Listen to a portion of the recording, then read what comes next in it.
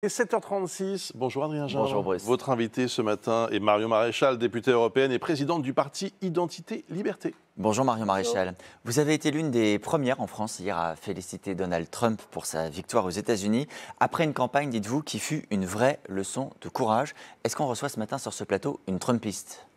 Oh, j'irai pas jusque-là, mais en tout cas, j'ai eu, c'est vrai, assez peu de scrupules à me positionner plutôt en faveur de Donald Trump face à une femme que je considère, si on devait faire un parallèle avec la France, comme une sorte de croisement entre Anne Hidalgo et Sandrine Rousseau, avec un projet immigrationniste, On imagine que ce sont pas des socialiste, compliments dans votre bouche. woke, non évidemment, et qui a tenté d'enfermer cette élection autour de trois questions finalement. Êtes-vous un homme ou une femme? Êtes-vous un noir ou un blanc? Êtes-vous un homosexuel ou un hétérosexuel? La défense de l'avortement pour vous, c'est ça? Non, et faire en sorte que les Américains se positionnent par rapport à cette situation. Et je crois que la force de Donald Trump, eh bien, ça a été de contrarier finalement cette lecture woke et racialiste de la société pour rassembler les Américains autour du drapeau, autour du travail, autour de l'ordre face à l'immigration clandestine.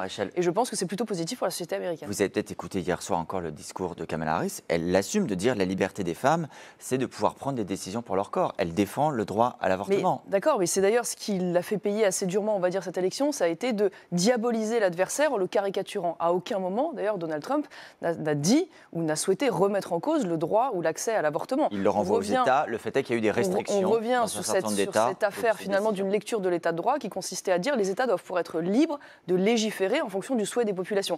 Ce qui ne m'apparaît pas scandaleux. Et je crois que c'est d'ailleurs cette espèce de réduction au fascisme permanente qu'a fait Kamala Harris qui l'a aussi conduit à la défaite puisqu'elle était incapable de proposer un projet. Ça veut dire que si des populations, comme vous dites, veulent remettre en cause le droit à l'avortement, il faut respecter ce souhait.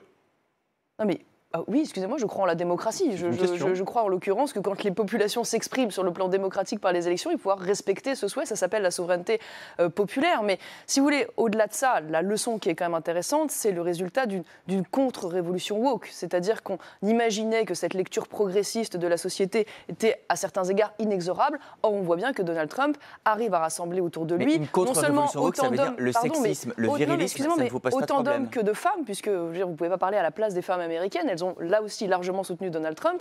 Il a fait baisser d'ailleurs le vote afro-américain à l'égard de Kamala Harris. Il a convaincu très largement les populations latino-américaines, y compris sur cette question de l'immigration.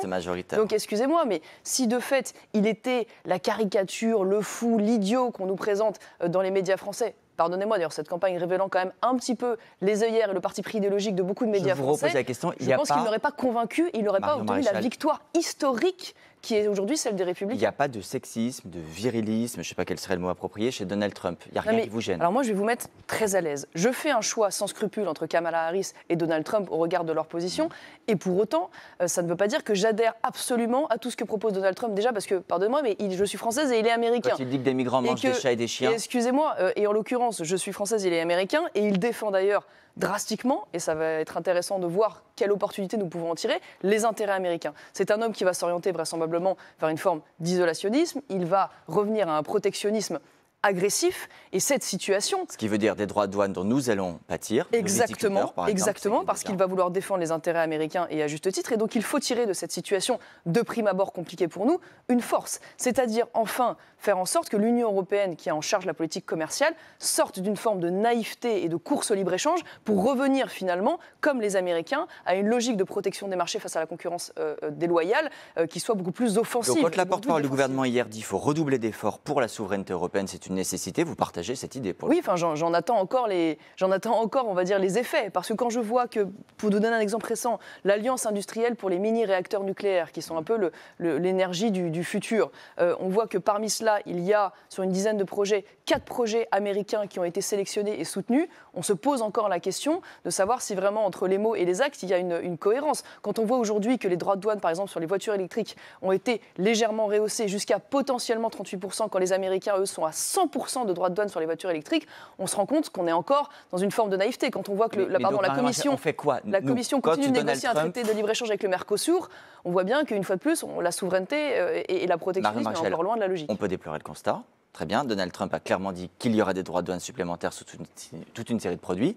Qu'est-ce qu'on fait, nous? Est-ce qu'on applique des mesures de rétorsion? Est-ce qu'on dit, miroir, on fait exactement la même chose? Non, mais de fait, quand vous êtes face à un pays qui protège ses marchés et qui est dans une logique défensive, vous aussi, vous devez bien sûr amener une réponse. Mais on va dire moins que les États-Unis, qui va toucher une partie de l'économie française, c'est surtout la question de la concurrence chinoise qui doit nous intéresser. On ne sera pas forcément exempt des droits de douane imposés par Donald Trump. Et c'est en cela, pardon, mais c'est en cela que le modèle américain est intéressant, parce que là, pour le coup, eux, ils ont une politique protectionniste défensive très forte à l'égard des Chinois.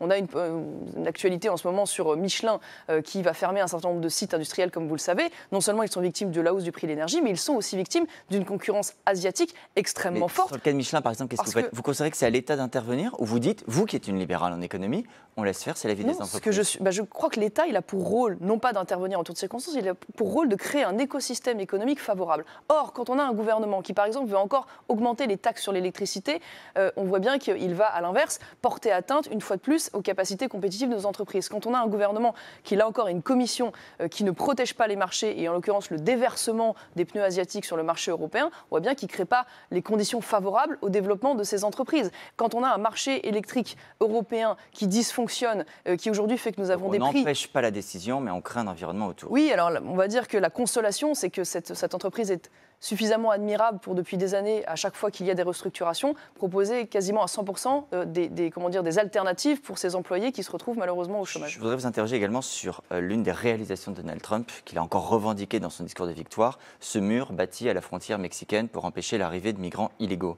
Est-ce que c'est un modèle au point que vous disiez ce matin, on doit nous aussi construire un mur? Et vous savez, ça n'est pas que l'œuvre de Donald Trump, puisqu'il se trouve que ce mur a encore été prolongé sous Barack Obama. Est-ce que c'est applicable chez nous? C'est pour le coup quelque chose qui a fait consensus entre les démocrates et les républicains face à l'afflux incontrôlé de migrants mexicains.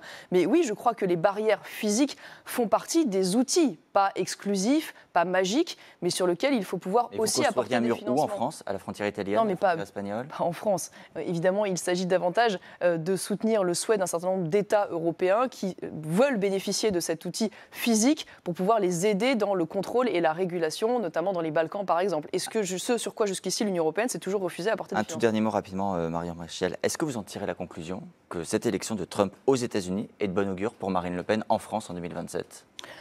Je pense que ça dit quelque chose, en effet, des évolutions politiques. Et je crois qu'il y a là un certain nombre d'opportunités peut-être à tirer pour nous, Européens, nous, Français. Quand je vois, par exemple, que Donald Trump souhaite remettre en cause, peut-être, un certain nombre de financements américains dans l'OTAN, là où tout le monde, on va dire, panique de cette situation, moi, j'y vois, au contraire, l'opportunité, peut-être pour les Européens, de reprendre en charge leur défense, leur sécurité, et de ne plus déléguer un certain nombre, évidemment, de leurs compétences et de leur protection à un État tiers. Et le style Trump, ça pourrait marcher, vous croyez? Il y a les outrances, les fake news, tout ça, c'est quelque chose que... Les fake news, on pourrait en parler longuement, mais en tout cas, ce qui est sûr, c'est que non, je crois que le style Trump est un style très américain. Ouais. Je ne suis pas sûr qu'il soit importable ici, et d'ailleurs, personne en France, je dois dire, ne se prête totalement à ce genre d'exercice. Bien, merci beaucoup, Marion Maréchal. Merci.